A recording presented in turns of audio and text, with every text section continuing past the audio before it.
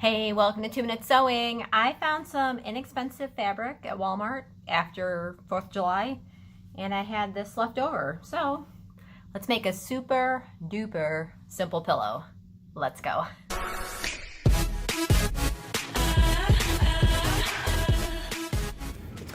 right, we're about to make the easiest pillow of all time.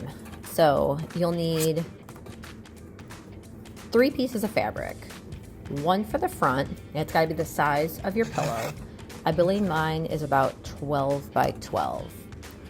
And then for the back, we're going to make this an envelope so you can take the pillow form in and out so you can actually wash the pillow cover in case it gets dirty.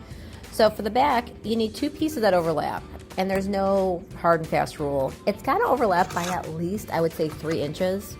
Because once you put the pillow in there, it gets kind of puffy, and sometimes I've made the back flaps where they barely cover each other, and I think it looks pretty bad. Okay, so my blue pieces were actually some napkins, so they were actually already hemmed. But if you don't have napkins, you will have to hem the 2 pieces that overlap because those will be shown, if that makes sense. So you can see my little sandwich here. I've got my 1 front piece and my 2 back pieces, and put them patterns facing in. So patterns facing in, hem your 2 pieces that are going to be showing, and you can see mine are overlapping by probably 3 or 4 inches. All you're going to do is sew all the way around. So vice versa, if you don't have a sewing machine, just hot glue all the way around. Or hand stitch. I mean, hand stitching honestly wouldn't take very long. Now when you stitch over the pieces that are hemmed, they're pretty thick. So I would say go forward and back a couple times to make it super secure. Now if you want to, I would say pin it.